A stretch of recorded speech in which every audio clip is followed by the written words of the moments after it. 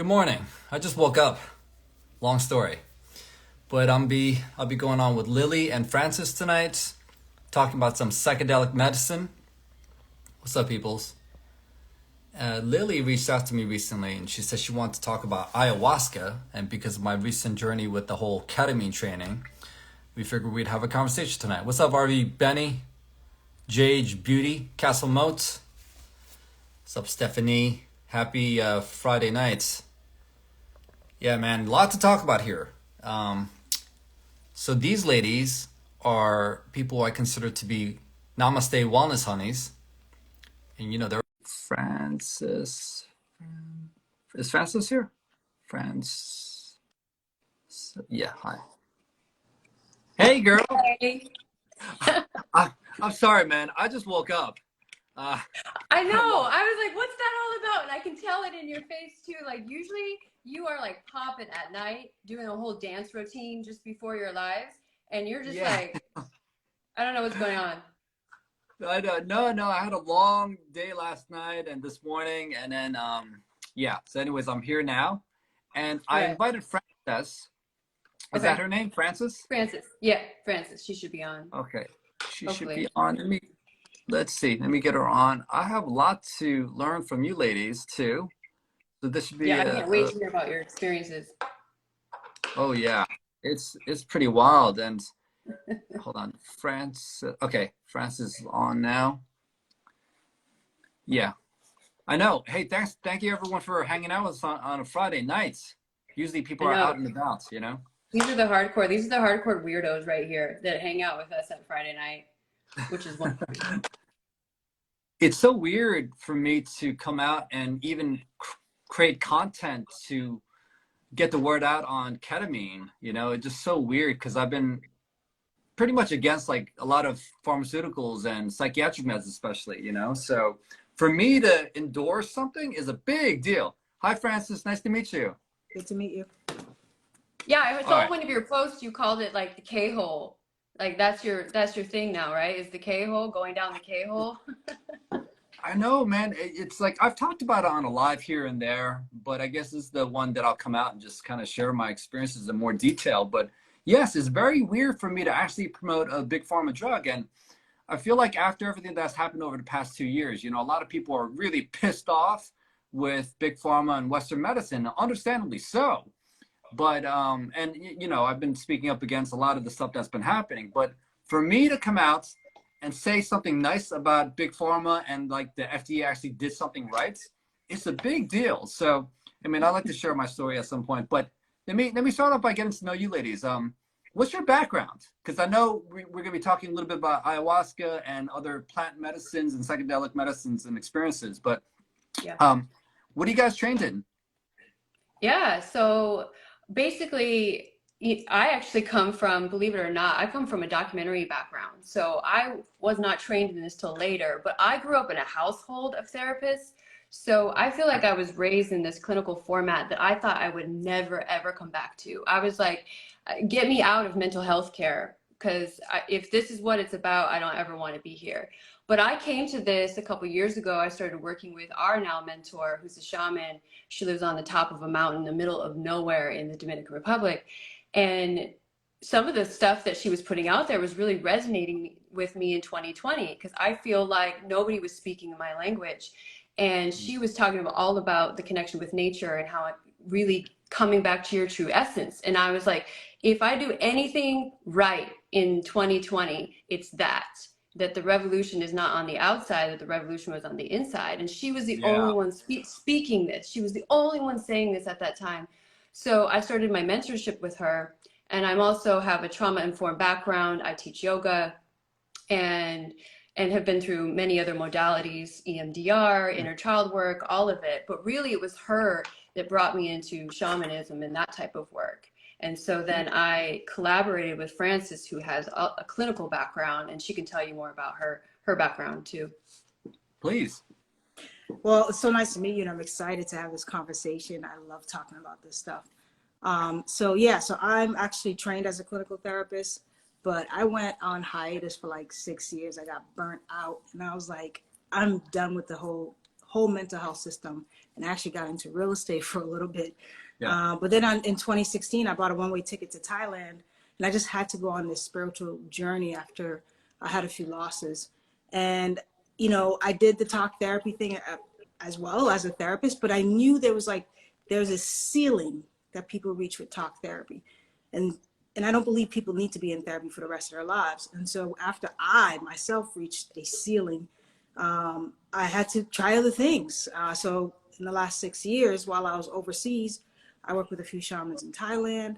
I worked with some shamans in Bali, and I worked with some shamans in Mexico. And then, of course, I met our mentor, Tahira. And it was just my own personal journey to get deep spiritually, and to also, like, things just weren't adding up. So it was around the same time that me and Lily, Lily introduced me to Tahira. Things weren't adding up for me. And I had to understand my own rage with the world and everything else. And it led me even deeper into the plants. I never had any intentions on facilitating anything. It was just like me and myself. But, you know. How did you ladies come across this mysterious shaman? You know, how did this happen? Because of all the options out there, because you know, you look online for ayahuasca therapy. There are a lot of like I just want to tell you, like, I actually want to do try ayahuasca, I think in May of last year, and it was a process, man. I actually hit up a couple of these this lady in Canada who's like very spiritual, enlightened. I said, hey, just out of curiosity, do you know anyone who does like ayahuasca ceremonies? And she said, I don't personally know, but one of my girlfriends went on an ayahuasca trip, and she was crazy. And when she came back, she was crazier. That's what she said, right? That was the first thing. And then the second, and then I was like, okay, who's some crazy motherfucker I could hit up? And I thought about Troy Casey, you know, that certified health nut guy from Sedona. I don't know if he follows the account, but he's pretty wild. And I hit him up and I said, do you know anyone that does these kind of ceremonies? He's like, look, man, I know some guy who's not licensed. Like, he does this shit in his basement. And like, I don't want to say anything like that you should do it. But word on the streets is that he's very good. Like, I'm not sure what's going to happen. It's even legal, but, you know, just a disclaimer. So I felt weird about that. And this other place I looked up online, I had a beautiful website, and I was like, man, ayahuasca is a great way to get enlightened and do some amazing, have some amazing experiences and insight. But then it's this one line really bothered me. It said, if you're expecting to come here and have a trip, don't come, because you're going to come here to work. And I was like, fuck that, man. I'm not paying $6,000 to go there and scrub your fucking toilets or you know, do whatever work you want me to do. I'm there to like experience the trip, you know, like I'm not working. So that turned me off. So I was like, fuck this shit, man. But I come across you ladies, and you're talking about such, you know, amazing experiences. So how did you find this shaman for the ayahuasca? Yeah. Well, we work with two of them. So the lady that we found, actually, what's perfect about her, she's worked in the clinical field as well. She actually used to work at an addiction center in Florida a long time ago. And then she said, enough with the United States, I need to go to like the middle of the jungle. And she actually found a shaman that has been working herself with ayahuasca for the last 15 years. And so we work with her and him in the ceremony. So it just happens serendipitously. And somebody in the chat here said, like they call you. And I think the plants, it sounds like, Joe, the plant is like speaking to you, right? It speaks to you a long time to people before you even do it. Right? And you can't force the process. And if it doesn't feel right to you, then don't do it. You will find the right person. But we found it serendipitously because she was over here on Instagram, kind of like you, like calling shit out. She was a disruptor at that time. She was like one of the first. And she was the only one that I felt was like embodied. I could tell the way she was speaking. It was like from her soul. It wasn't like this ranting and raving, kind of just trying to make noise. She was speaking from her soul about sovereignty, like true sovereignty. And so that's how I found her. So, yeah. And so, Francis, did you and Lily embark on this journey together the first time? You ladies did it together? Oh. No. So the first time I did ayahuasca, it was in Mexico, actually. I would say it was in 2020. yeah, 2020. Me and my sister went, and I was like, I got to do this and I got to find it. And somehow it just always just works out the way it does. And the first experience was wild because I had a lot of resistance, you know, a lot of resistance. So I didn't actually fully participate in the actual ceremony. And this was with a completely different shaman. It was like with 15 other people. So looking back, that's not the kind of setting I would have wanted for my first time, but I don't regret it. It was the impetus to everything else. And so I just knew I had to go deeper, and I knew I had to go back. And, you know, knowing Lily, she introduced me to Tahira. And then I waited a little bit, dragged my feet a little bit. But then I had some questions and I needed answers. Oh, and so, this is so interesting. Okay. So I imagine, you know, so for the people watching this, I'm going along this journey with you guys, and the ladies here are going to explain their stories. But you must have been a little nervous about to embark on this kind of trip, right? So can you take us through, like, when you get to this retreat, or once you land into the jungle, what's the initiation like? Take us through the whole process. Ooh, he wants the whole process. Well, actually, oh yeah, we want to know. Initiation starts before, and we definitely try to make sure that this is the aligned relationship that we want to be in, because this is not one of those situations that Francis goes on where you can just like go to the middle of the jungle and see a shaman and then fly back on the airplane the next day and be like, what the fuck just happened to me? You know, we kind of want to, like, you know, ease you into the process.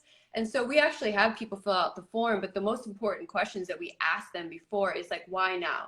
Why is the plant calling you now? And if it's really revealing what people come up with in their statement, we can really tell a lot by what they answer. Another reason is, what are the current tools that you use to regulate your nervous system when you feel uncomfortable? What do you do? What kind of support do you need? And how do you usually like to be supported? And those three questions tend to reveal a lot already.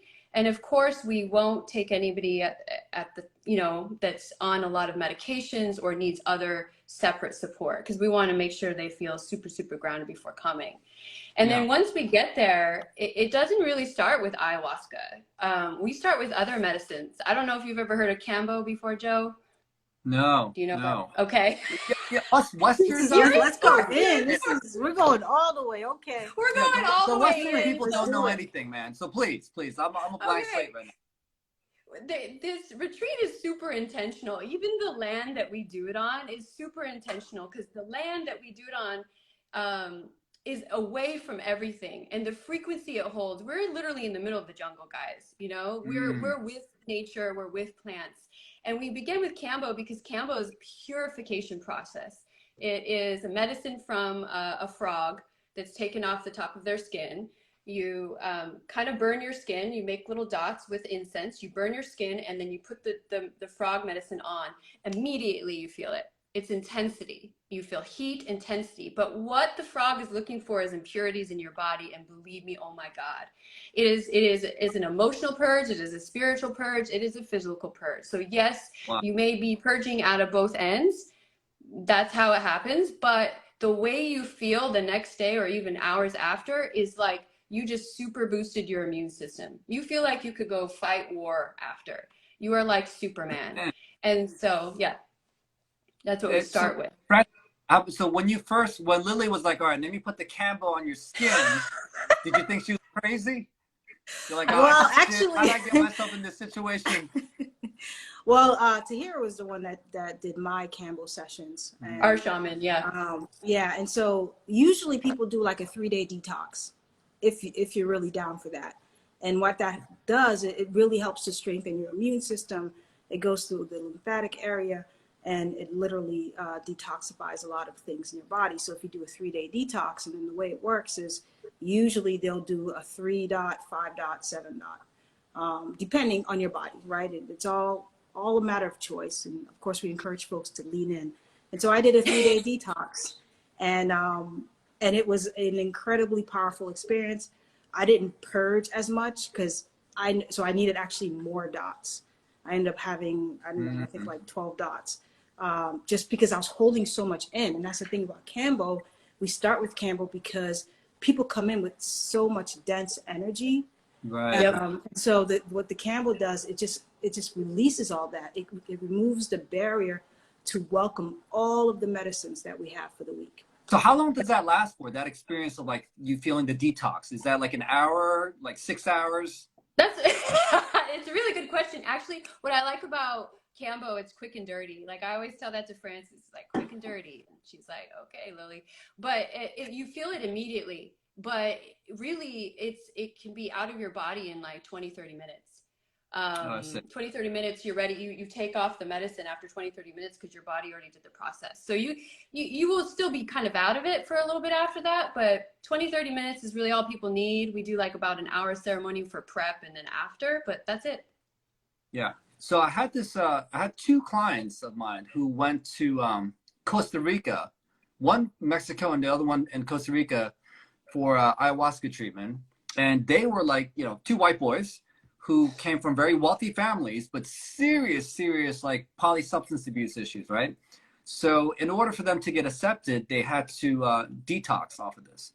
And the reason why I did endorse them to at least try this out is because they detoxed with me, God knows how many times, and they kept relapsing within the first like 3 months or so. And in fact, most people after they detox, enter rehab and detox, they usually relapse, like greater than 50% relapse within the first 3 to 6 months. So these guys are chronic relapsers, good kids, they just can't help control this addiction demon. So we detoxed them, we flew them immediately over, and they both have remained sober since. They don't see me anymore. But one guy, I still keep in touch with me. We talk about just what he's up to, and he said that when he went to the ayahuasca treatment, he didn't mention anything about Cambo, but he did say that the first night when he did the first ceremony with ayahuasca, he said it was an amazingly powerful journey because he was able to see why he used drugs in the first place, like how he got into it. So he was able to see that vividly, and it's so moving for him, one. The second ceremony, he said that it was a horrific trip because he was able to see all the people that he hurt from his chronic substance. And it was like really deep and hurtful, he said. And then the third one was the most powerful. And it said it basically showed him what his purpose is now, moving forward after his experience. So interestingly enough, he's in Miami now working as a substance counselor, and he works for a rehab, and he loves what he does, and he found his purpose. So I see tremendous potential in something like this. But can you just walk us through the first time you guys did an ayahuasca ceremony, and what that was like for you? Oh, wow. See, they're all different. And just to like preface this, like the English language doesn't have words that even give any service. It doesn't give any, it gives a disservice to like a ceremony and like the sacredness of this medicine. And my first experience with ayahuasca is nothing like the last time I experienced it.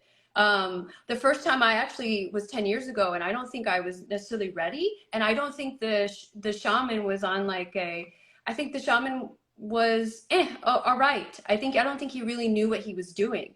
And I don't think my body feels safe enough to surrender. But the second and third time I did it, it's insane. It's powerful. You're in the ceremony for anywhere from 8 to 12 hours, and time and space doesn't exist anymore.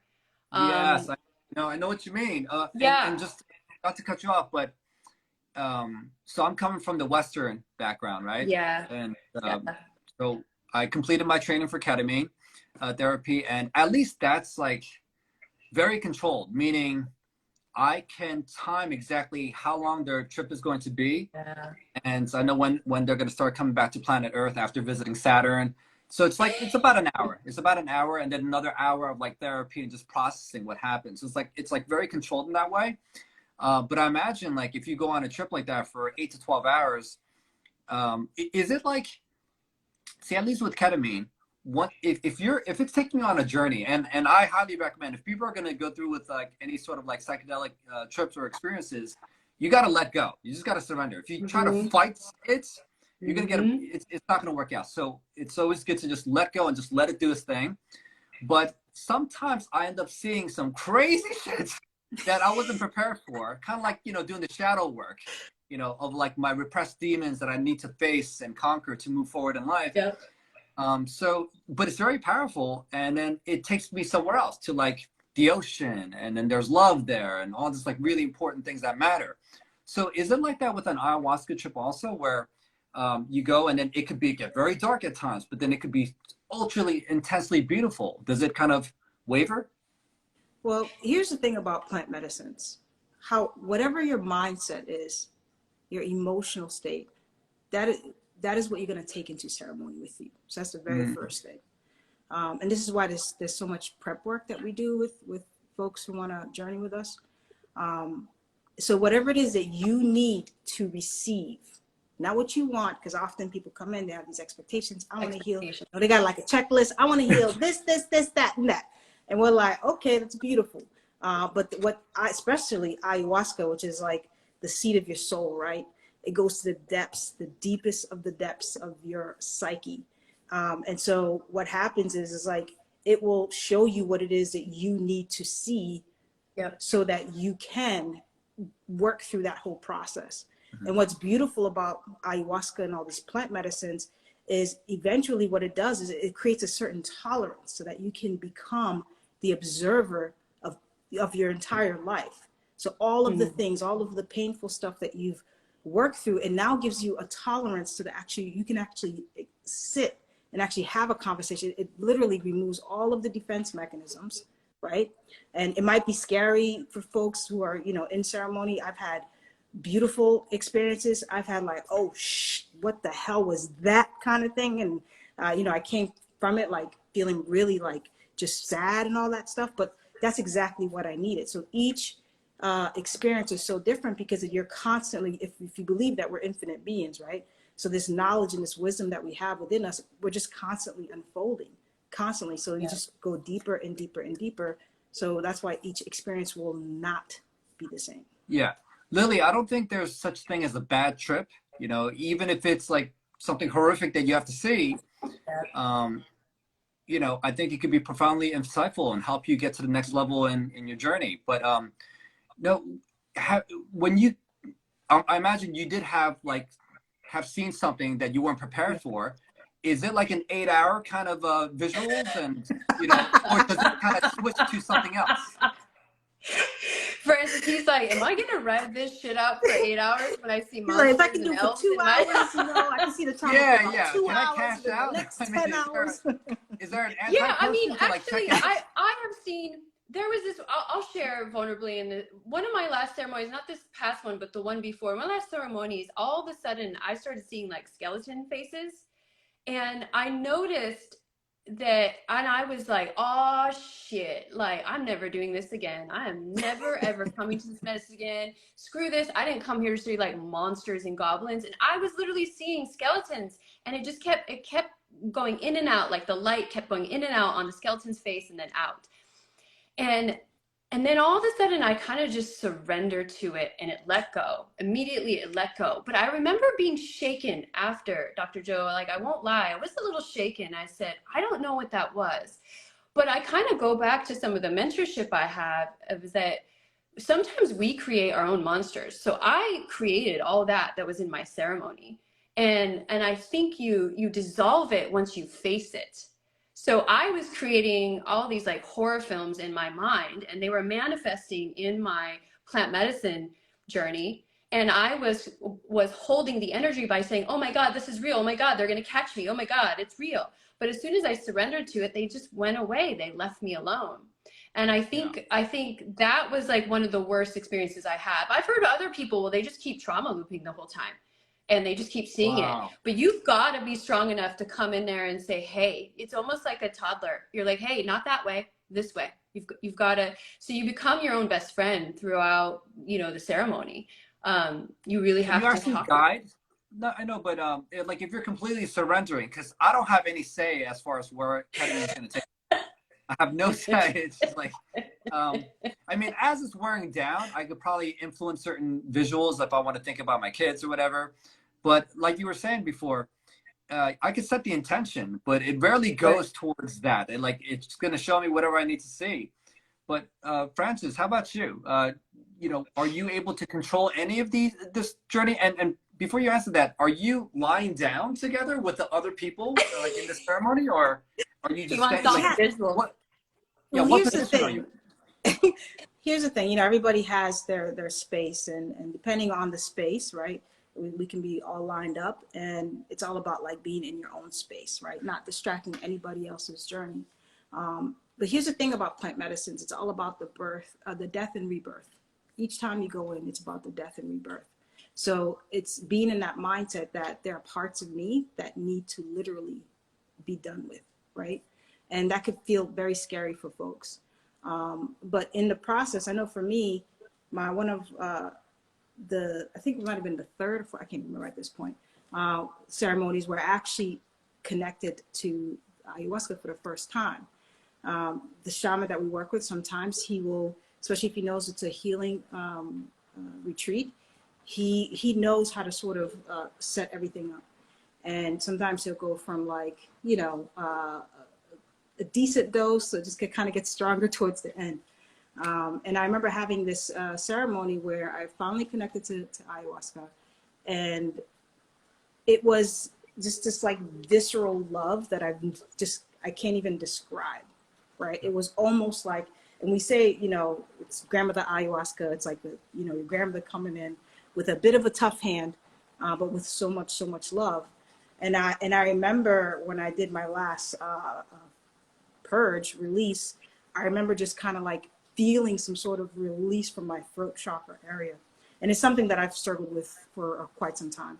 Wow. And I remember just kind of, and I don't even think I purged anything, but just energy, right? Just energy. And I immediately just like, I looked in the mirror and I was just like, holy smokes, I just looked like a different person, right? And I just felt lighter. And I walked out of there with complete and utter bliss, right? But the thing about the plant medicines is like, regardless of the experience, one of the things that we factor into our retreats is integration. So you've had these powerful experiences and everything else, but you still have to go back to a world that doesn't understand this, that you really can't have a conversation with because they haven't experienced it. So we are really big on doing like pre-integration, integration throughout, and after. Because when I did my first ceremony with 15, 20 other people, I didn't know what was going on. I mean, it was beautiful. I mean, the shaman was a musician, and I was like, oh, this music is great and everything. But like, I didn't know, like afterwards, I didn't know how to articulate. I didn't have anyone to talk to about it. And so I was very intentional that if I was going to do this again, that I really needed somebody who I could actually sit and have a conversation as to like, what did I just experience? Yeah, exactly. You're not the same person, right? And so and you have to go back into this world and kind of integrate, because the plant medicines is just one thing, but you still have to go and actually apply some of the wisdom, right? Some of the, just like the person you're talking to earlier, like he went back and transmuted some of those gifts that he discovered within himself. So like I said, each experience is so different. And I just respect it. I respect the plants so much. Yeah. Lily, have you ever been on a trip where you're like in your space and then you see someone else next to you going like, get away? Yeah, actually, yeah. You know, that annoys me during. I mean, does that give you a bad trip? Because you're trying to be in your it doesn't give you a bad. No, you're in your own space, especially with ayahuasca. Ayahuasca goes so deep, you ain't worrying about nobody else. You got all kinds of things. Yeah, you got all kinds of things happening with inside you. The last thing you're worrying about is the person on the yoga mat next to you who's spitting up on themselves. Like, that's the last thing you're worrying about. But I will say with psilocybin, if I'm like on a medium dose or a lower dose, if I'm in a very internal reflective stage and people are just like laughing or being ridiculous, that is distracting to me a little bit. So I will just walk away. I will be in my corner. I'll be like, fine, you guys laugh. I need to be in my internal kind of world, because I may be like, oh, the ground's moving and these trees are talking to me. I don't need to be dealing with their energy. But in ayahuasca, no. I mean, towards the end, as you're coming to and you're waking up, you may hear some things that actually make you laugh. I'll be honest, because you'll hear people like yell stuff. Like in one of our last ceremonies, one of the women, I know you know what I'm going to say, one of these women was walking around and she kept saying, I am happy to be here. I am so happy to be here. And she was talking to somebody else. I don't know who she was talking to, but it all just made us like so happy inside and laugh, because she was so loud. She was like, I am happy to be here. I am happy to be here. But it wasn't distracting.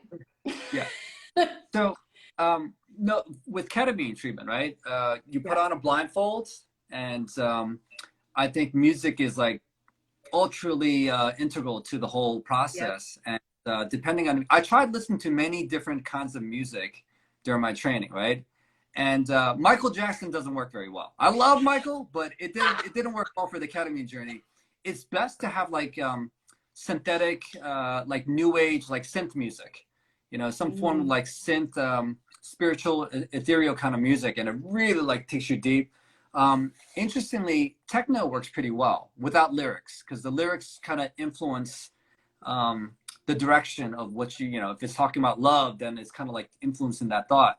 So, you know, music without words seem to work very well, but I usually like to play 432 hertz music on YouTube and then just put the headphones on and just go on my journey. But point being is, we're putting on a blindfold, and whatever you're seeing is literally like only what's in your mind. So it kind of takes you deep, and you see all this wild stuff. You get some profound insight onto the things that you experience there. But with the ayahuasca, I'm still having a hard time with the visual of what the surrounding like atmosphere is at. You're doing it with a group of people, and are you guys all lying down together on a yoga mat? Like, are you guys? Yeah, I'll visually give you the picture. I mean, it depends where you are. And so we have a lot of space in this house that we're at in Dominican Republic. And so we all line mats, like yoga type of mats, on the floor. And we have a little bit of space so we can give each other breathing room, but we're all within kind of like a circle, like a sacred circle. You know, when you're in a ceremony, everything is very precise, you know, according to the shaman and kind of like his frequency and what he decides where things are, where his altar is. So there's an altar sitting right next to us. There's all of us lined up, 6 or 7 of us lined up with yoga mats. And we also have a bucket so that we can purge into the bucket and not have to get up every time we're going to purge. And we have some pillows and blankets just in case we want to lay down and kind of go internally. And we also have chairs just in case we want to sit up and kind of look out into nature. Gotcha. So it's a whole setup. And the ceremony starts what, like around what time generally? Like early the ceremony time? Starts whenever the shaman decides to start the ceremony. Like he can give you a roundabout time, but when he decides to start it, he will start it. So our last ceremony started at 11 p.m. And I think it ended like 6 a.m. About 6 a.m. Wow. Something like that. Wow. Yeah. Yeah, Francis, you know, with ketamine, it's not the ketamine that's the problem, but I think it's the doctors or the people administering it that could be a big problem. So, you know, you got these anesthesiologists who really belong in the operating room, and then they want to make a quick buck, so they're like administering ketamine to people for like mental health benefits, and they have no business belonging there, in my opinion. It's like some guy who's a dry cleaner administering ketamine. Like, what the fuck, dude? Like, your business is in the OR, not in the mental health space.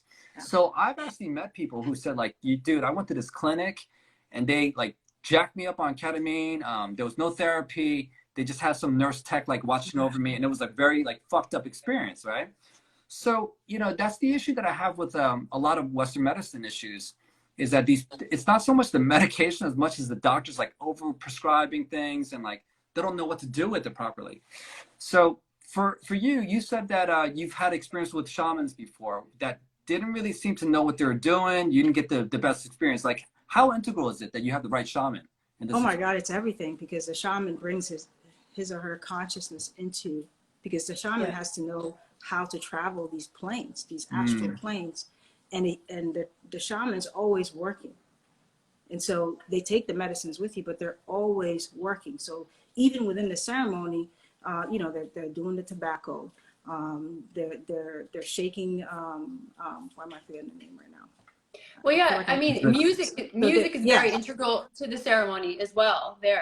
Music is integral. Like, he is working on different planes. So basically, a shaman is the bridge between this world and the underworld, the spirit world. They are the translator for that, because they have been, you know, since 7 years old, sometimes these shamans have been taking ayahuasca and developing a relationship with it, a very intimate relationship, which helps you speak to the other world, which helps you speak to the ancestors. And then they come in and are able to really just manipulate every little thing so that the ceremony is just the right timing, frequency, everything for that particular group.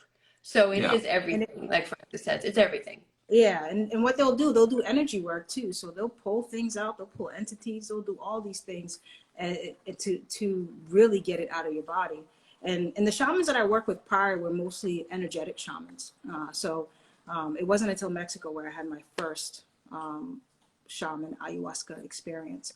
And it also depends on the shaman. I feel like the shaman that we work with is unique. You know, I really don't think that you're gonna find this kind of experience, the way that he does ceremonies, anywhere else. I really don't think so. Really, and really. And yeah, he just knows how to curate it. And he's just a masterful in the ceremony. He knows exactly. You will give him maybe tiny bits of information about what kind of energy we're thinking of what the participants might need a little bit, but he comes in and he just channels, complete channel. So for the people watching this, the people, I see comments of people saying like, hey, how do I find a great shaman? So you guys are connected with this lady. It's a lady shaman in the Dominican Republic. Yes, there's two in Dominican Republic. It's a lady and a man that work together for the ceremony. So do you ladies have a promo code? What's going on? How does this work? Maybe we can get a street MD promo code. You could have some here. Right. It's possible. No, wait, so you ladies help facilitate the process in getting the person from point A to point B over to the shaman. So I'm serious, like, is there a link under your bio of like how to get this started, or did they DM you? Like if people want to know more about this? Yeah, both. Yeah, there's a link. Yeah, there's a link, and what we typically do is we have soul sessions with folks. So there's a form to fill out, and once you do that, we meet with folks and they can ask all of the questions. And sometimes we'll bring the shaman on if they want to speak directly to the shaman. I think when you're looking for somebody to do this with, the best thing that you could do is find word of mouth, really do your due diligence, feel somebody out first, try to have a conversation with them. You know, don't just go jump and just go into the Amazon and do ayahuasca, right? And there's a prep for it. There's even like eating the right foods. Like we work with a herbalist who's a classically trained chef, and she's a medicine woman, so she knows what kind of foods that complement each medicine. So it's a whole situation. It's not something that you just get up and go do. Like, we don't recommend it, especially if you just haven't prepped for it. And even just to post stuff, like we actually will meet with our retreat attendees afterwards, right? We'll do an integration session.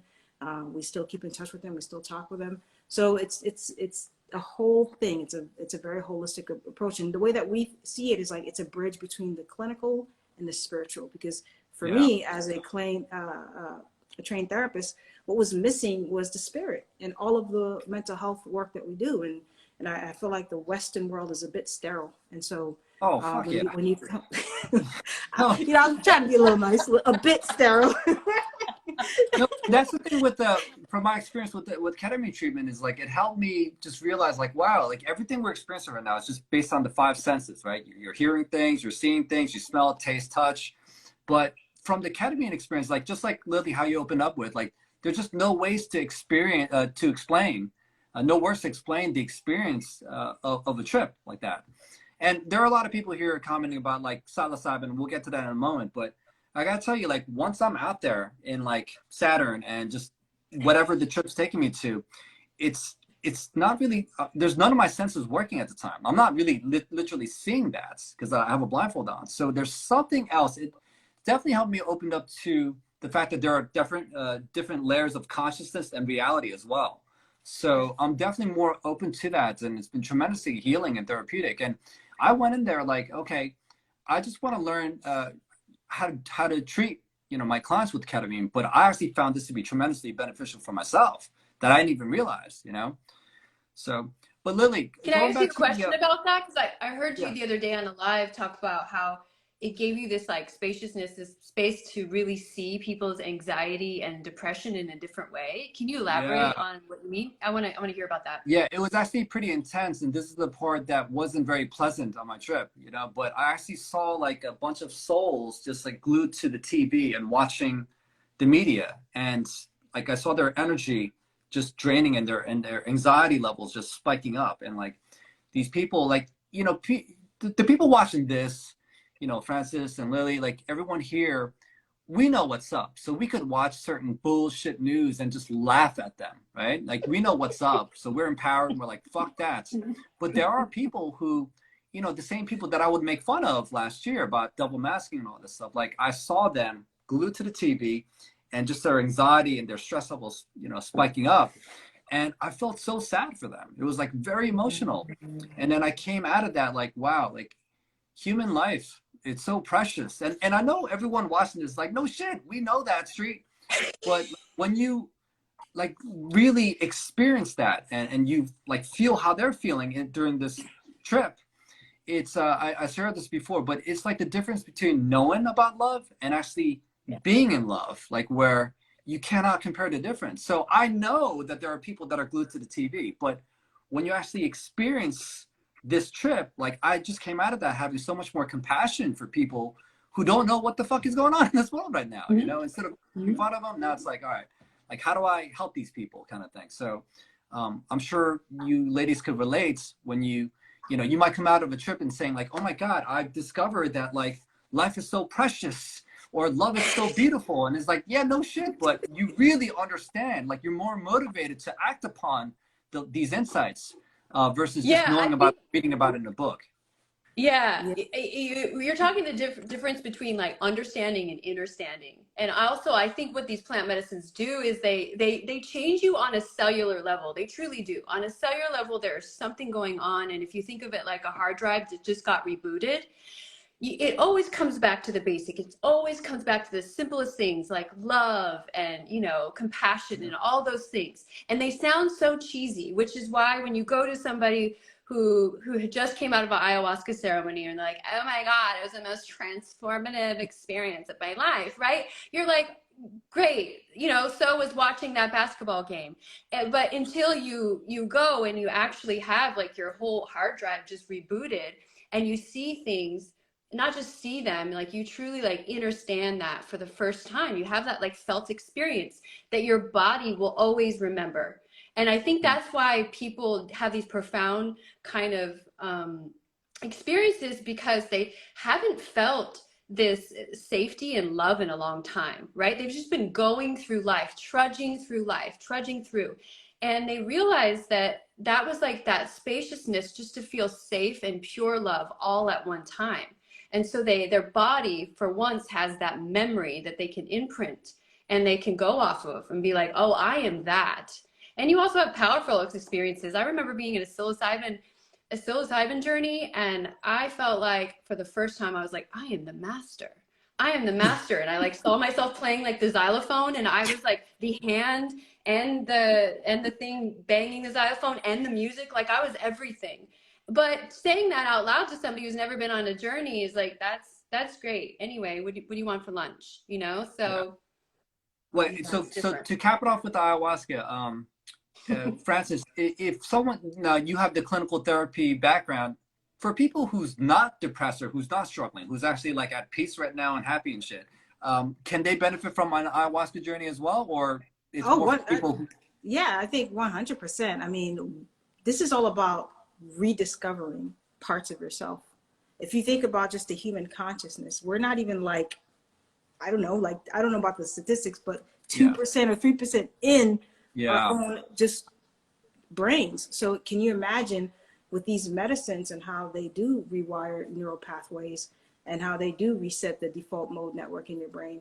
There's so much more to discover about yourself that you can't do on just this regular modern day living, right? So I definitely think anyone, it's one of those things, it's like you have to do what's right for you, what feels is resonating for you. And see, you don't need to be like, some people just do some of these plant medicines because they just want to deepen their spirituality. Like they may have questions about the cosmos, right? That sort of thing. Yeah. So there's many reasons why people will consider it. Gotcha. So if they want to learn more about, you know, it's not legal in the U.S. You would have to go overseas, like the Dominican Republic or Mexico. It's not legal there either.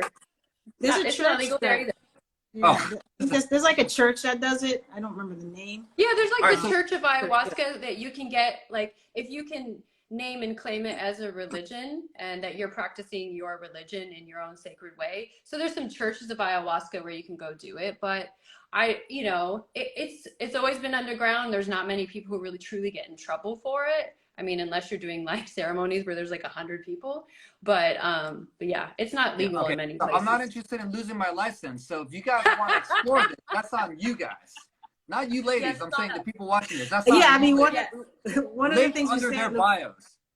one of the things we say on the form are like, do you know this is illegal? You know, so they're like, so Exactly. make That's sure. on you guys. You know, but someone's asking here. Can you please ask what it means if psilocybin trip does nothing?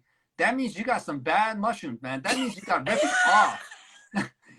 Now, okay, so let's. Or you need a bigger dose, right? It might be depending what the dose, the strand, all the types of different things. Yeah. True. So I've done a lot of drugs in my lifetime, and like mostly like marijuana, cocaine.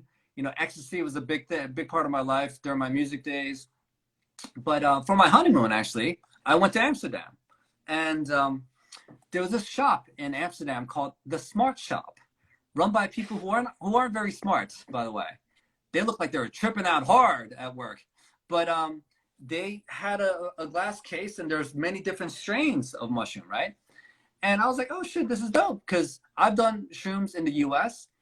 and they had different like fresh mushrooms there, and then they had the one strain that the guy was saying like you're gonna see colors.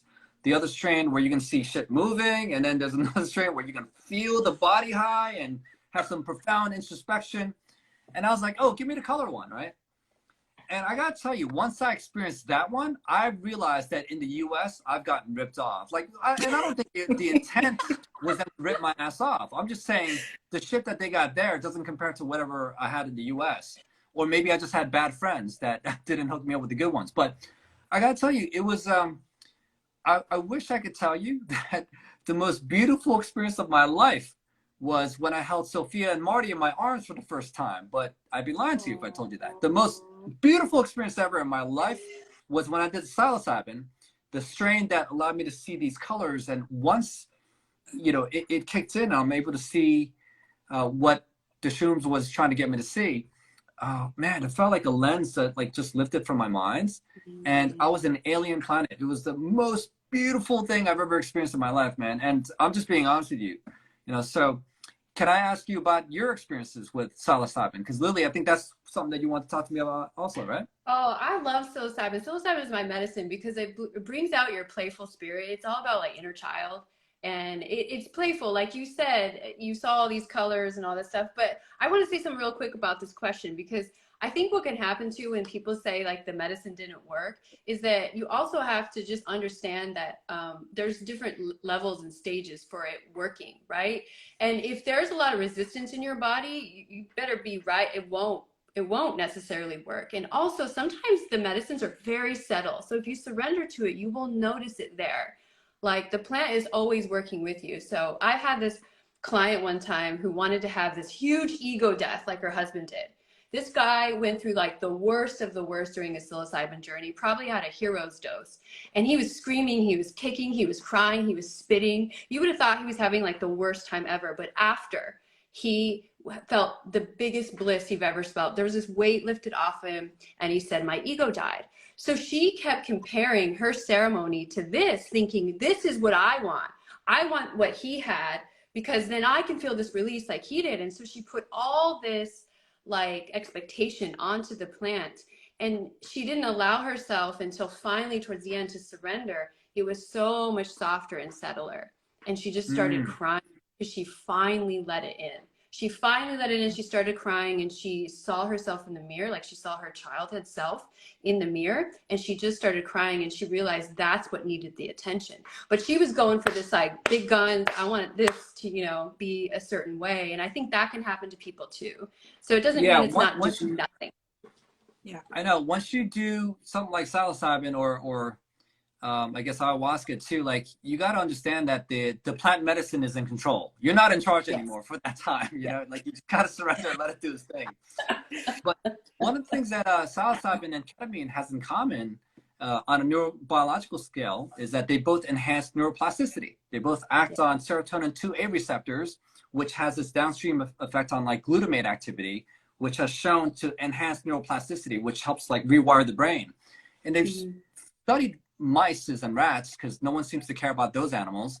But when they like mashed up their brains and looked at the neurons, when they looked at a very depressed rat versus the rat that was treated with psilocybin and or ketamine, their neuronal connections were a lot tighter. You know, their synapses were stronger.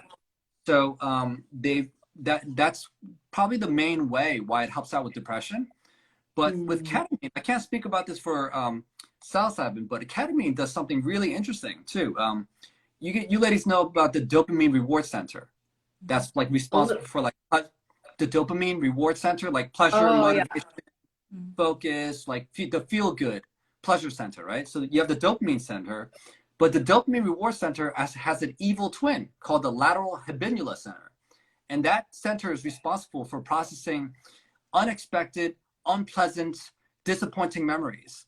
So can you just imagine something that's like unexpected and unpleasant? That's like traumatic shit. You know, I could be walking down with a friend and then my friend gets hit by a bus. That's unexpected and very, very unpleasant. And, you know, someone telling you that you're a piece of shit, I'm disappointed in you.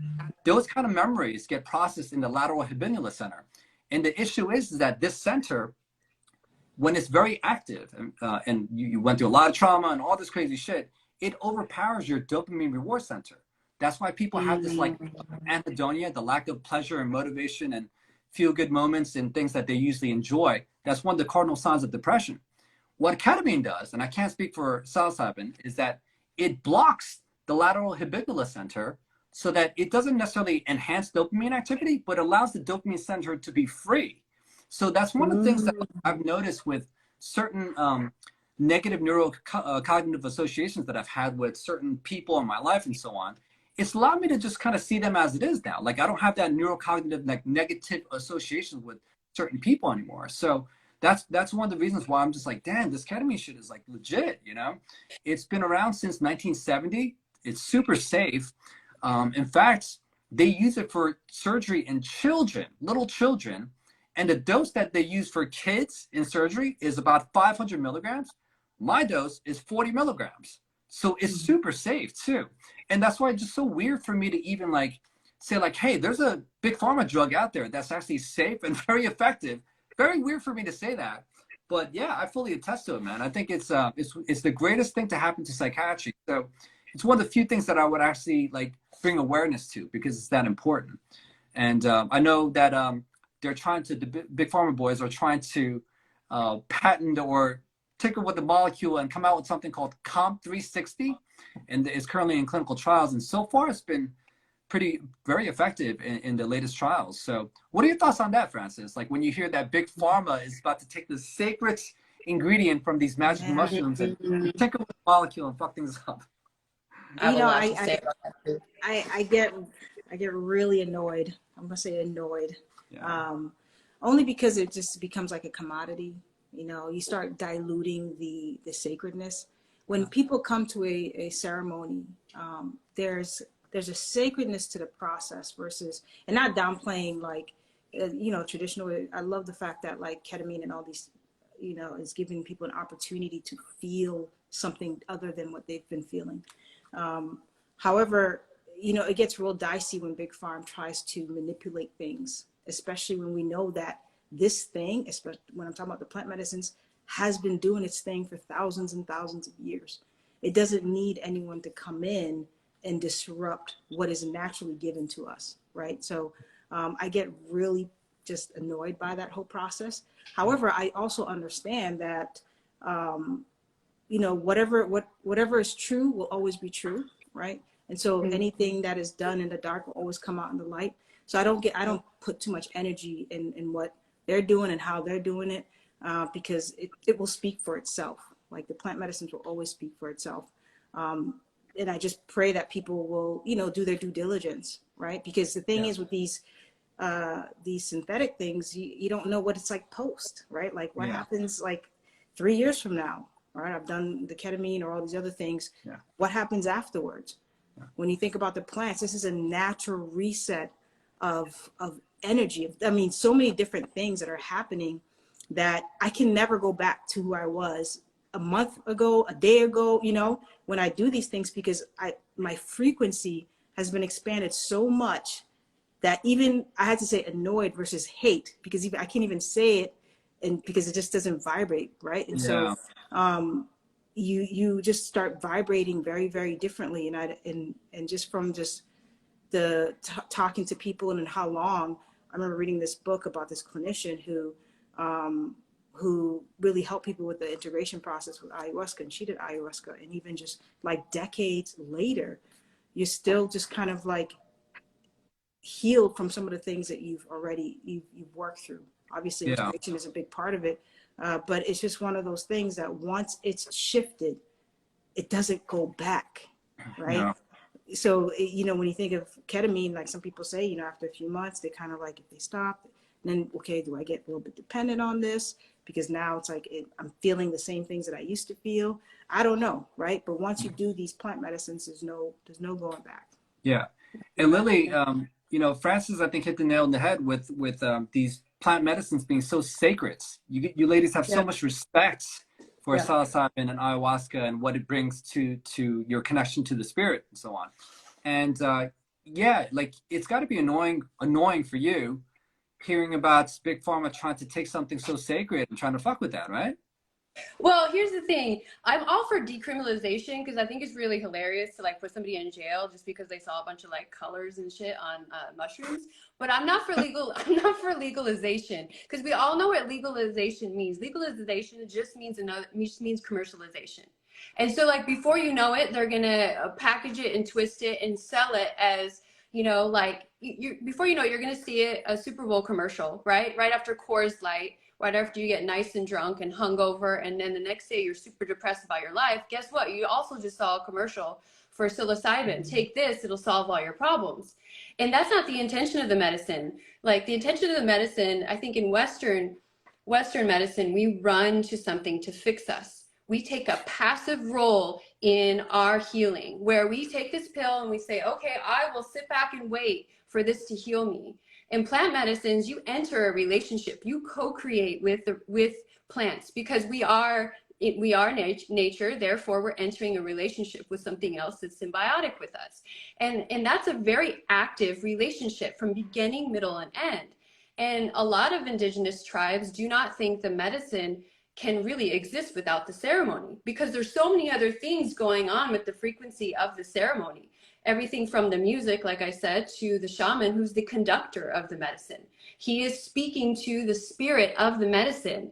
And there are so many things going on in that healing ceremony that are there for a reason. They take it very seriously. The structure is very serious. So to say that now I'm going to make a pill and the FDA can tell me how to use it or not how to use it in these doses or not these doses, because I honestly think anxiety and depression are just a byproduct. Like that's just the bonus. That's just the bonus of the plant. But the plant goes further than that, right? All of a sudden, John Hopkins is telling us, oh, wow, it solves depression, anxiety. It's like, yeah, the fuck, we didn't know that.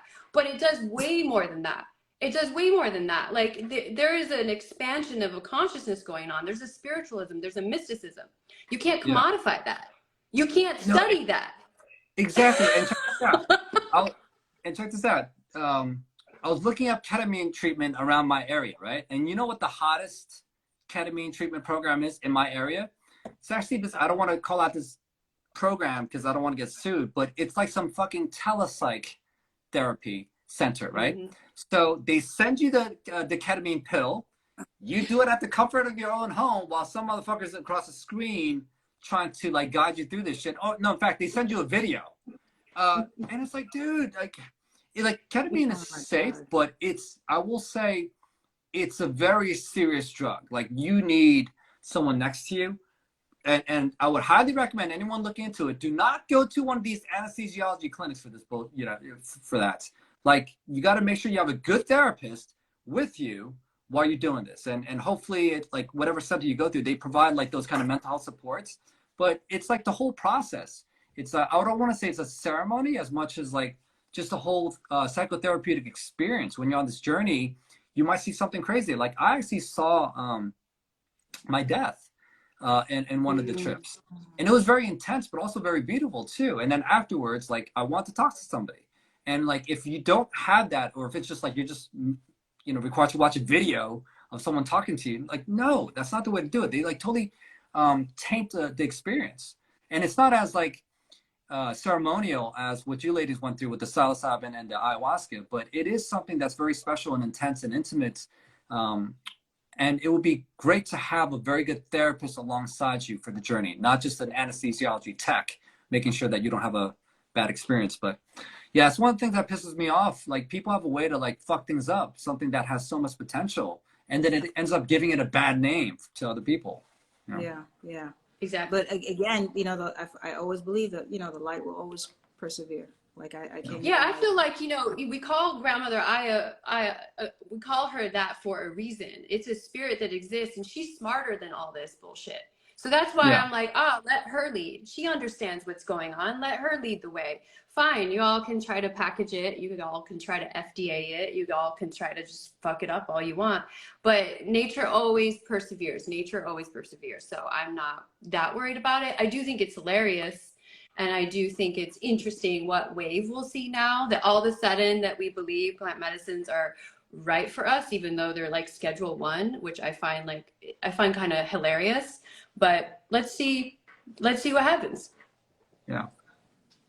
Francis, would you recommend, I don't know if this is legal for you to recommend it, but for yourself, I'm a coach. Is it? She's a coach now. She's a coach. Would it be I operate wise? as a coach. Would you Would say? it be wise to have some experiences with psilocybin first before you embark on ayahuasca? I think it's helpful, like a microdosing, right? So microdosing is a great way to prep yourself to receive the medicines.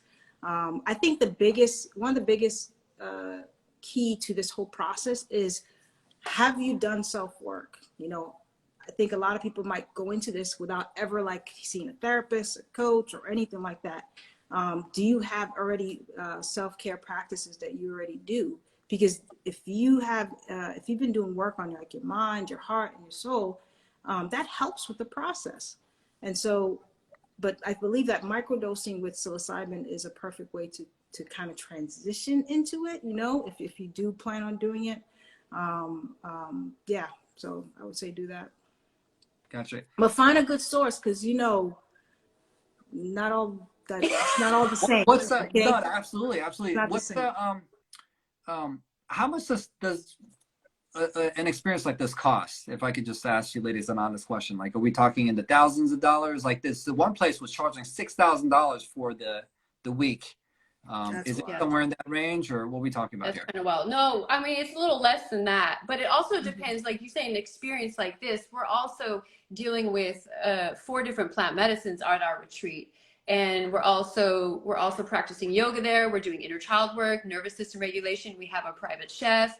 It's all that, and transportation. So yes, it's a few $1,000s for this type of experience. And the most important, like Francis said earlier, is the integration piece.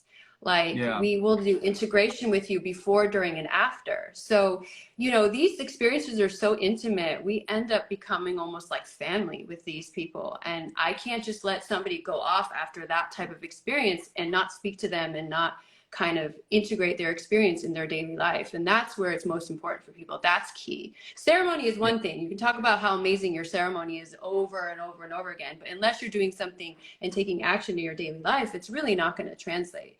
And I think that's where we help people too. So yeah. No, I couldn't agree with you more. Right now, I'm integrating my clients for after Thanksgiving. That's when I'm going to start, you know, doing that in my practice. So I'm like training them and already playing them some of the musics that I am going to play for them, you know, just going through the experience. So absolutely critically important. You ladies have been to many different, I mean, you've had different shamans and different experiences. So this place that you're working with, you would say by far the best? Yeah, by far. You know, Yeah, and there's a softness to it all, right? So, the shamans that we work with, they get it. They get it. Even the day after an ayahuasca ceremony, we have integration, right? Yeah. Even, people are still kind of coming out of it.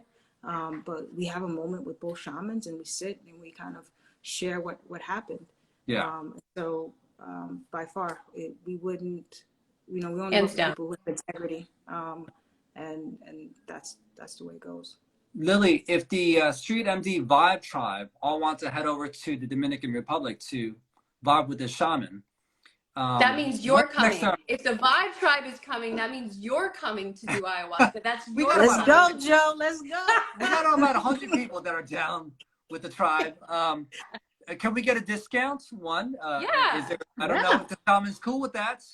One. Yeah. And yeah, can I get a promo code? I don't need any kickbacks. I'm just asking, like, can if people are like, yo, man, we saw you live, we really want to try this. Maybe we get like a 10% discount or so. Yeah. Well, just asking. I think that we want to totally. we can do the early bird pricing already passed, but we can extend it to. That's true. yeah, We can yeah, extend the early bird pricing to people for sure. Great question. When is the next ceremony? The next January ceremony is January 29th to February 5th. So you will be there the entire week. Oh, it's still time. really? Yep. Yo, so check this out. I was supposed to go to Romania in March to help out Lori Ladd. You know this lady, Lori Ladd? Yeah, I know Lori Ladd, of course. The Namaste Queen. And Homegirl was supposed to go to Romania to promote her book and all this stuff, but she just messaged me last week saying that she's not going to Romania anymore. And every year I get to travel anywhere I want on the planet, at least once or twice. So I was planning on going to Romania in March, but shit, this is very tempting. I am super curious and interested and it's happening January 29th. Here's the thing, Joe. We journey with you. Okay. We journey with you. So Francis and I are doing our own work too. We journey with you. Like we're not on the sidelines. We are in the shit with you. So we're just as, we're bringing our own stuff there and we're working with you. We're in the same frequency. So it must be so awesome to get these kind of experiences for free for you ladies, right? Because since you're working with this program, you just get to do ayahuasca all the time now, for free. Actually, about that. There's always an energy exchange. There's always an energy exchange. Always. Yeah. Okay. Now, remember I was telling you about that website that was saying that I had to work. I mean, I'm doing inner work, right? I'm not going out there and like fucking scrubbing toilets and shit. Like that. No, you're not like shoveling. You're not like raking leaves. You're not cutting vegetables or and anything. then like doing ayahuasca. Yo, that website really turned me off. It was like, be prepared to work. You're not going to have a, and even when I was supposed to say, like, it's not like meant to be like a pleasant experience. Like you're there to work, and that really turned me off. But I get that. no, I like what you ladies are saying, and links under your bio if you want to. What's the name of the program? It's Sacred Immersion Retreats. Yeah, but it's under a different link. Yeah, I have a few questions for you. Do you mind if I ask you a few questions? Because we get in clients. Okay, so what we're realizing is we're getting a lot of different clients, right? And we're getting everything from therapists who want to deepen their spiritual practice to people who've been on medications for decades.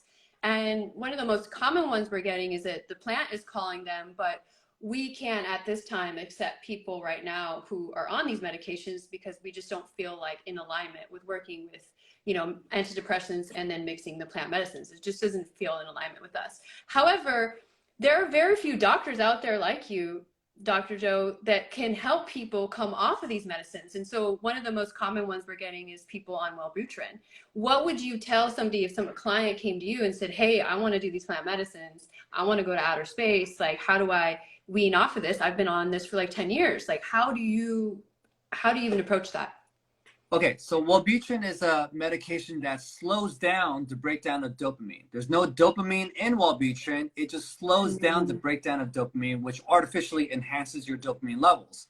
But interestingly, I'm not saying any of you motherfuckers should be doing this, but I'm just saying from my experience of working with my clients, medications that affect your dopamine system are usually the easiest ones to come off of. The ones that fuck with your serotonin, that's the one that people have a really challenging time. Like Zoloft, for example, is a very difficult medication. Effexor, Paxil are the three most like difficult meds. Like it's a whole challenge getting these guys off of it. And I know certain tricks of the trade of how to help them with that, but it's not something that's just explained over here on IG Live.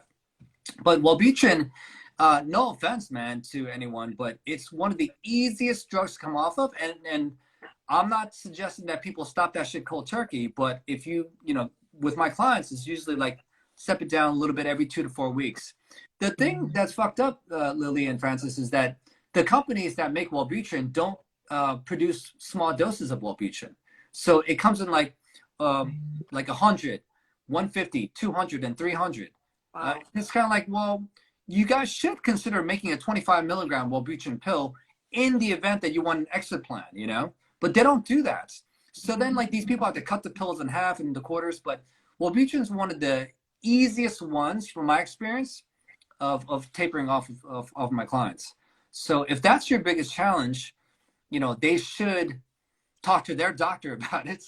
But the SSRIs, the serotonergic medications, they're the ones that are a major pain in the ass to come off of. And in fact, like if people are doing psilocybin, right, that affects your serotonin receptors. That's where they're going to be careful with like these antidepressant medications that affect your serotonin levels, because you could have serotonin syndrome if you mix psilocybin with like a Prozac per se, depending on the dose of that too. So yeah, like rightfully so, they should come off of prescription medications before they embark on something like the ayahuasca or psilocybin. Having said that, to answer your question, Wellbutrin is one of the easier ones to come off of.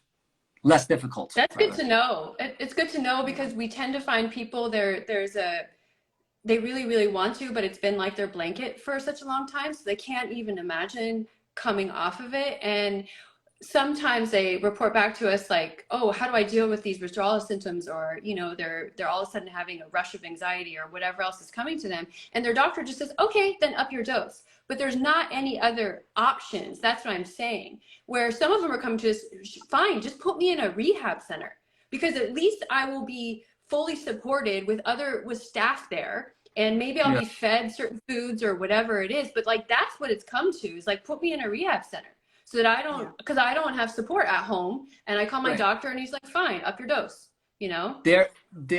Yeah, I know, but if you go to rehab or detox center, they won't accept you for coming off of psychiatric medications, unless it's like an Adderall or a clonazepam, Xanax, one of these controlled medications.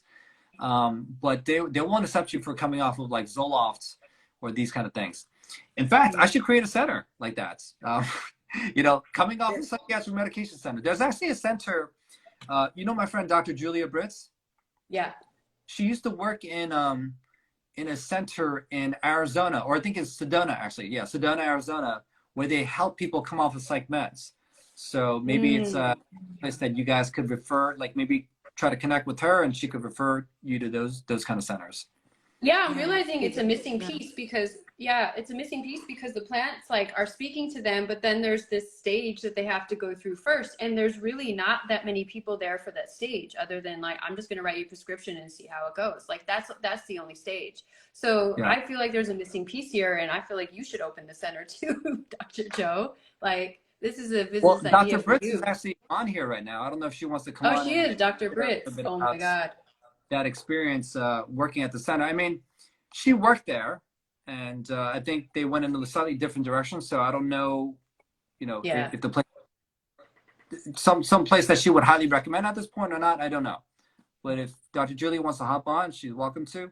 But what else you got for me? You said you got a couple of questions from me.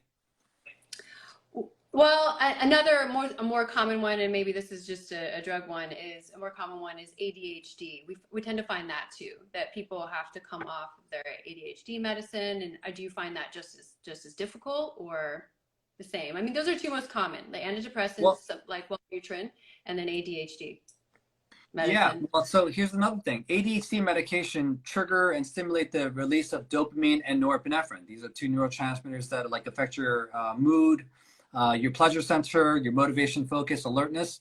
But these drugs are, when it comes to the dopamine medications, again, they're relatively less bad to come off of. And mostly people just feel very tired when they come off of it and depressed. So, but it's not like, you know, when people are coming off of these SSRI medications, it's like you get like brain zapped, you can't sleep, you are angry and irritable as shit. Like physically, you just feel like horrific, and you know, like major stomach issues. Like it's a whole mind, body, physical experience. But the dopamine ones, like the Adderall, the Concertas, the Ritalin, again, like, you know, I've never had problems tapering them off unless they're doing some crazy, ridiculous doses. So generally speaking, the dose for Adderall, which is a very popular ADHD medication, is anywhere from like 5 to 40 milligrams, depending on your body weight. I've had people being prescribed 200 milligrams of Adderall. That is insane. Like, I don't think you understand how stupid crazy that is. But that person is very dangerous. I mean, I wouldn't say dangerous as much as it's very excruciatingly depressing coming off of something like that. And for that, they should be taking my supplement, mental wellness, to like help rebalance the neurotransmitter system, you know? But yeah, it's not that bad coming off of the dopamine ones. So the Adderalls, the Concertas, the Ritalin, the Wellbutrins, it's not that bad. It's the Lexapros, the Celexas, the Cymbaltas, Effexors, you know, those are the ones that people have a really hard time coming off of. So That's interesting you say that. Step? I'm sorry? Yeah, What do you what's what's the first step? Like, we had sent this person some resources and everything else, but like, okay, the first step is for any human being to grow a pair of ovaries and woman up. Hey, man, you gotta fucking woman up. And that's the thing, because if you go into it that like, oh man, I'm so scared, you know, you're not gonna do it, man. You just gotta woman up. And I say woman up because by far the most successful tapers are women. That's why I have a lot of respect for women, not only because they're hot, but because like they're fucking powerful people. You get these dudes, right, that are all tatted up. They got the tear tats on their face and shit, coming into my office with a motorcycle, a Harley, and then they cry like a little bitch when I come down like 2%. And then you got these like little girls that are coming in on a shit ton of drugs because they were manipulated by these loser dudes, ex-boyfriends, and they handled it like a champ. Even like the old ladies handle it better than the motorcycle dudes.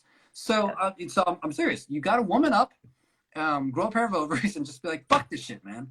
You know, like, bring it. You got to have that mentality of like, bring it. Now, you don't want to be a moron and taper too fast also, but like, just have the mindset that you're going to do this. Like, there's nothing for the swim back, and just do it smart and steady. And then that will get them to the promised land. And I'm also really, really big on making sure that you're exercising, you're eating right, you're taking your supplements during the whole process. Like, if you're coming off of these psych meds and you're just chipping away, you know, these meds are affecting your neurotransmitters, like your serotonin, your dopamine system, so, and your endorphin system as well. So as you're chipping away, your artificial levels of serotonin, dopamine, and endorphins are constantly decreasing with the medication. So what do? You take supplementations that naturally boost up serotonin, dopamine, and endorphins. Hence, if there are people, you know, coming off of these kind of meds, I highly recommend you guys check out beyondrecovery.com, mental wellness. That formula is specifically for helping enhance neurotransmitters. So, well, we're going to be sending our clients to you. That's super helpful. And the funny thing is I haven't shared this before, but you know, I was on Lexapro on and off for 10 years. And I remember there was just like a day, there was a voice that came through. It was like, you can't do this anymore. Like, I felt like I was numbing myself slowly. Like, I was slowly numbing not only my personality, but there was like, I was definitely not going to be stepping in my true potential on Lexapro, let me tell you. And I just said no more. And I remember looking at the pill bottle. I know you said to sell them, but I threw them away in the toilet or whatever. I just threw them away. And I never Did I came say back. to sell it? Yeah, you're like, you should sell those. They're pretty expensive. So, but I remember being like, I never looked back, and I just went cold turkey. And I think it did have to do with my mindset. Like, I was done. I was ready. I was ready not to feel like a vegetable anymore. And that's not just like be hating on anybody who's taking it, but I think you do have to get to that point where you're like, no more. Like, I'm so done. You know, so well, let me ask you, and Francis, I don't know if you've ever been on like a psychiatric medication at some point in your life. Like, when I was in med school, I was depressed as shit, and they prescribed me Paxil. And I said, why Paxil amongst all the options? Because they said that I was too skinny and they wanted me to gain weight. They didn't encourage me to like start eating or exercising more. You know, they said the side effect of Paxil is weight gain, so you need to gain some weight. That's like bad fucking weight gain. But you know, do you ladies believe or not that some psych meds could be helpful for some people for a period of time? Like Lily, for example, like did you feel like the Lexapro ever helped you out for a certain moment in your life? Yeah. Yeah, I mean, I will say that the mindset that I was in and how low and depressed I felt at that time, I truly did think it was the only option. And keep in mind, I grew up with a mom who was medically trained, right? And she's a therapist. And so that's what the option she was also encouraging me at the time. I didn't have another voice. I didn't have other options. And so being in that deep, dark space where I truly felt like it was between like me wanting to die or stay alive, yeah, I think it could be helpful. But I think that there's this reliance on them that we need them to survive for the rest of our life. And I don't think that's helpful at all. But I do think that at that time, in that place where I was, that was, yes, that was helpful. Francis, how about from your clinical experience with working with patients and, you know, what's your take on psychiatric medications generally? Like, did you see any benefits? Did you see more harm than good? Yeah, I mean, I work with kids a lot, and so that's a whole nother conversation. But I do believe for a certain period, with the already intention to know that you're going to taper off, right? There's an exit plan, right? Yes. And it's being monitored from the get-go. So I do believe whatever helps that person kind of like lift their head above water just to be able to see something else other than what they've been feeling and seeing, absolutely, right?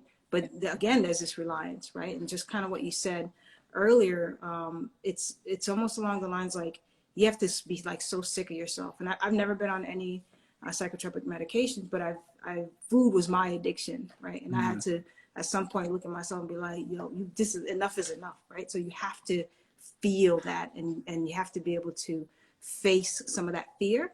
Obviously, the healing journey should not be done alone. There's plenty of supports out here that you could tap into. But I definitely think anyone who goes into it should always have an exit plan, knowing how reliant the possibility is. Like you get really reliant on it. Yeah. Oh, before we call it a night, can we just go around asking or sharing what was your most profound realization or insightful experience? Like what was the most important lesson thus far that you may have learned from the ayahuasca journey? You might ask. Yeah, the last ayahuasca journey I was in, this is super important for me because I feel like I really took on like a masculine energy in this life, like the hustle and the type A personality and like kill it, kill it, kill it. And when I got to this ayahuasca ceremony, I was like really nervous because I thought I was going to see skeletons again. But I just kept asking Grandmother Aya for softness, softness, softness. And in the ceremony after our last cup, all of a sudden my body was just flooded with this like pure love and softness. And I saw myself resisting the softness. And I realized it wasn't that I couldn't get softness. It was like, can you receive? And it was a light bulb moment that I have to be able to ask for softness, but also be able to receive softness in my body. Because it was almost overwhelming how much love I was receiving. And I didn't know how to take it all in. And it just kept being surrender after surrender after surrender. And so I've been carrying that with me everywhere I go. Can you receive this person's love, softness, care, kindness, whatever? And the more I am able to receive it, the more I feel like expansiveness in my body. And so I've been practicing it in little ways with myself and just with others. So that was the most important, definitely the most important lesson that I've learned. Yeah. Really. Yeah. Yeah, it's and Francis, before you share your thoughts on this, but it's like for the people watching this, I know it's like, yeah, that's beautiful, but again, words cannot describe the experience. You know, you just can't. Yeah. There's just no way that can happen. But please, Francis, how about you? Yeah, my last ceremony was very pivotal because usually in ceremonies in the past, I've always been kind of slumped. I kind of like just surrendered a little too much in a sense where I allowed the experience to overtake me. And this time I said to myself, we're going to actually sit up and really be an active participant in this process. And that's exactly what I did this time around. Just sitting up, observing, allowing, and just letting go. And the message that I got from my last ceremony was that we lack nothing. Like there is nothing that we lack. There is nothing that we need to get. There is nothing that we need to be except for ourselves. And that was a message I shared with the group, is that we come into this physical form completely pure, absolutely pure. And it's along that journey that all this muck, right? The waters get real muddy, and it's just about remembering that we lack nothing. And I could say that, and I used to say that to my clients, but again, I didn't viscerally feel that in my body, and there was no resonance, and there was no connection. And it's the lack of connection that keeps us from seeing the things or feeling the things that we need to feel. So for me, it was, I left that ceremony so much wholer than I've ever felt before. Yeah. Wow. Beautiful. So can I share with you two profound revelations? Yes. I could ask. Yes. Yeah. So, whatever I'm about to share, every single person here is going to say, no shit, Street MD. No shit. That's what they're going to say. But I'm just saying, once you're in it, it's just different from me explaining it. But one is that I came to this realization that there are evil people in this world. And I know, no shit. We all know that. But it was like, there are actually people out there in this world, and I'm not even talking about the Faucis or so on. I'm just talking about everyday normal people, that there are just some people, I don't think their intention is to be evil, but they are just evil. So they're just, again, it's very hard to explain this, but like, yeah, there are people actually like trying to scam people or whatever they need to do to survive. And it's pretty messed up that these kind of people out there exist. So it's obviously motivated me to try to be serve the greater good for humanity. And I think for you ladies too, and everyone watching this, like we're on the same side where we want to do good for others, you know? And then there are other people out there who are like trolls or people who just want to suck other people's energy down. And it's like, these people exist. And it's just hard for me to fully accept that there are people out there like that. And again, it's hard for me to elaborate this in words, but that's one of the really profound ones that I had. And the other one is that, kind of like Francis, what you're saying, like at the end of the day, like we are all one. And I just like, it was the most recent psychedelic experience that I had. It's like, wow, like we are all connected. So we could, you know, trash on the Republicans and the Democrats and, you know, talk shit about people who are double masking, whatever. But at the end of the day, we're all one, and collectively, you know, like we're all the same energy. So it's just one of those things that was like a beautiful experience for me, where it's like, yeah, you know, I should really try to just be cooler with people and just try to help people out in any way I can. And I think everyone here knows that, but there's a huge difference between knowing love and being in love. Yeah. And that's the main difference. I love it, Dr. Joe. We're going to be in a kumbaya circle, and you know, have our lighters up in kumbaya. We're all going to hold hands. We're all going to hug. Look at you. Look at what you've turned into. And that's so crazy. I like make fun of the Namaste wellness community all the time, and I'm like, and look at you. Yeah, look at you. It comes down to love and connection. Can I just share something with the group here, because I feel like all my weirdos are here, and I just want to share something. I want to thank you, Dr. Joe. In 2020, when I was here, and I think a lot of people resonate, if you were in a really big city and you were walking around, you felt like you were in an episode of Black Mirror. Right? You feel like you're in zombie land. There's people wearing like 10 masks or whatever. There's like businesses boarded up, and you're just like, what the fuck is going on?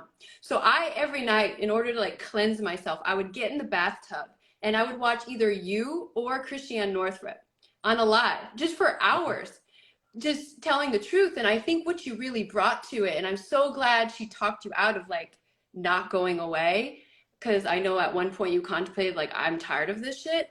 But I feel like everybody has a role here, and your role at that time was to be a disruptor, right? There's love and light everywhere, and Lori Ladd can take that, but you were a disruptor, but you did it with the humor and the grace that everybody needed at that time. Because people like me were out there going, what am I seeing? Am I crazy here? And then I would come on your live and be like, oh, okay, all right. We're on the same page here. And what I love about you now is that anytime I go on your live, you can be talking about Viagra, you can be talking about suntanning your booty hole, right? Or Yeah. you can be talking about like psych meds, like do a Q&A with Dr. Joe, you know, let me tell you about Suboxone and Paxil. And then you'll go back to the booty hole and suntanning your booty hole. And I'm just like, this is what the world needs right now. So your disruption was extremely needed at that time. Telling the truth in that type of way is needed. You don't have to be all namaste all the time to get people activated. So I just want to say thank you for that. That means a lot. And so then on that, you know, to add to that, can I ask you a little something about myself? Because I'm very curious about this.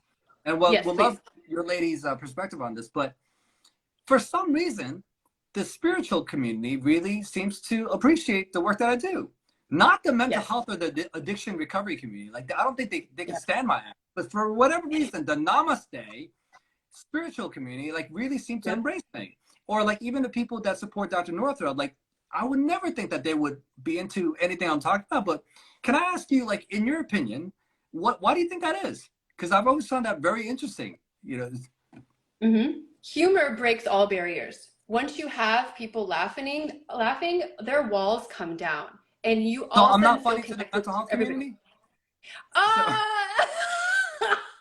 Like the people that will follow like your you know, popular mental health expert and stuff. Yeah. They can't stand my ass, number one. And I think maybe because I'm talking shit about mental health and, you know, a lot of people are more soft than they are truly mentally ill.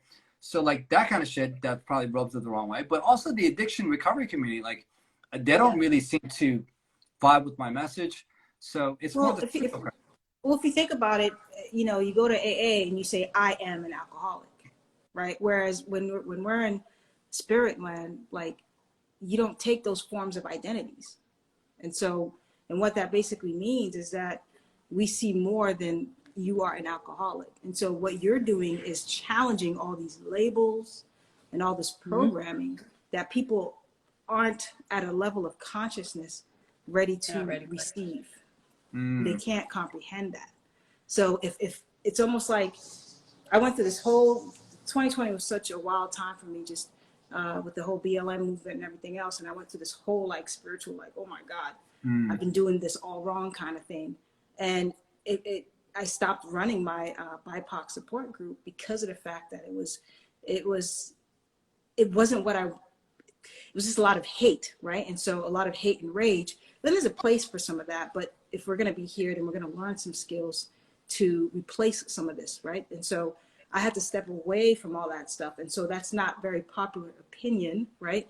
Especially being in this field and being a clinician and seeing all these DEI things and also this stuff. So when you start saying things that challenge people's programming, oh man, they're going to hold on to that narrative so tight, even if it's literally like you're holding a pot that's like on fire. It's burning the hell out of your hand, but you're so dead set on holding it.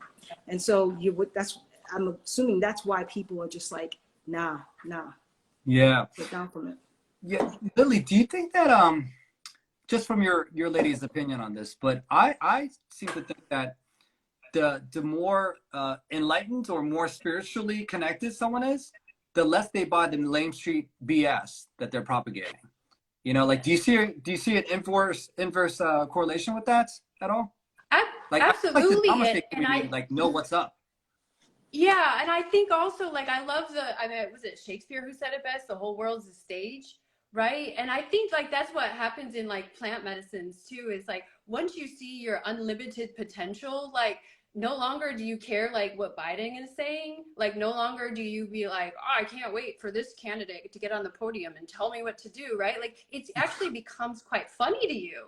Like, you know, which is why I love, like, Francis, I don't know if you've seen him, but he brings like Fauci dolls to the session. He brings like stuff, and you've got to laugh at it, because I think that, you know, if I know, there you go, you can do Fauci doll. He's looking for props. See, yes, the whole world's a stage. Yes, and the there we go. There we go. So you proved my point. The whole world is a stage, and you're just playing in it, and you're just having this adventure, and that's what you're showing people. Because I think when you know that we're like limitless beings, this shit is just like hilarious, right? Like, these talking heads are just funny. And it's sometimes annoying when they, you know, go down the restriction rabbit hole, and you just got to be that truth teller. But at the end of the day, it's just a stage. So it depends how you're going to play this game, you know? Now, and I want to mention something really quickly. I was watching How to Change Your Mind, and one of the episodes was them talking about how, you know, in the Vietnam War, people started taking the psychedelics, and the CIA was testing some of the psychedelics on some of the soldiers. And they were like, you know, the men, they were laughing and they had a hard time taking orders and it was chaotic. And I'm like, Yep. exactly. You know what I'm saying? When Yeah. you aren't taking orders from anybody outside of yourself, right? Because that's the matrix, Yeah. right? That people get nervous about that stuff. Yeah. Little nervous. No, oh, and one thing I forgot to mention to you ladies, but you know, like ketamine, psilocybin, ayahuasca, these I wouldn't say plant medicine because ketamine is like synthetic, but you know, when you're on a psychedelic trip, it helps expand your awareness and your level of consciousness. So the visual I like to give is like if this is like all you're seeing, this is a major problem or a challenge in your life, and this is like your hyper-focused tunnel vision on this. Well, what if you expand your awareness where like that thing is still there? It's like, okay, well, how about I focus on like going hiking or like the things that really matter in my life, like my kids or like my loved ones, or like, you know, there's so many other things to focus on where it's still there, but focusing on other things could help you overcome this challenge too. So, you know, I think, you know, when ketamine first came out, so I was like, oh, no way. Like the drug rec came in, tried to pitch this why like we should do this. And I wasn't buying it at all because I used to do ketamine while going to the, you know, Twilo nightclub and doing all this wild shit, you know. But no, just over the past several months, like this has been a game changer for me in the way I'm going to be practicing psychiatry. And I know you ladies wouldn't be such an advocate for plant medicine if it didn't like completely change your lives and the value that you ladies are both seeing in it. So again, lastly, for the people who want to check this out, the links under Lily and Francis's bio. First off, you guys all should follow them because it sounds like this is going to be a lot of the theme of the kind of message you want to, you know, put out there in the universe, right? Through social media. Yeah, exactly. We in it. Yeah. We're here. You know, I'll just say, this is not something that you like look up on LinkedIn and like, you know, I'm one day going to start working with shamans and, you know, how do I do that? Whatever. Like you are definitely called to the work, and just like the typical hero's journey, at first you may even like resist it and be like, why did I choose this? But for some reason your soul chooses it and you just kind of have to be in it. But I think I always tell people, like, I didn't come here to play small, right? I didn't come here to play in this world where I'm just going to do the same thing for the rest of my life and wait to die. So if I'm going to go out with a bang, it's going to be going out in the multiverse, you know, it's going to be helping people heal in a different way. And, you know, however that is. So yeah, I appreciate you giving us the platform. And I also would love to hear more experiences in the future. I mean, we didn't touch on LSD. We didn't touch on like ecstasy. Like we didn't touch on all kinds of your wild nights that you used to have, Dr. Joe. It sounds like you are like a party animal, and there's a part of you that I'm not seeing that I would really love to see. But I know you're a doctor now and you have a business, but it sounds like see you're at the a plant medicine animal. retreat. We'll see at the plant medicine retreat. Hey, Francis, any last words? Lily's been hogging up with this conversation probably Totally. 70% of the time. Yeah. Any last words to the good people? Yeah, I just, you know, just feel the fear and just get curious. Just be curious. Allow that curiosity to take you where it needs to take you. You know, don't ever let anybody just destroy that curiosity, and just be open, because the way that we change is when we have new information, right? Yeah. So be open to seeing things and then assessing, right? Don't close yourself off, and then just ask questions and have fun. Yeah. Have fun, please.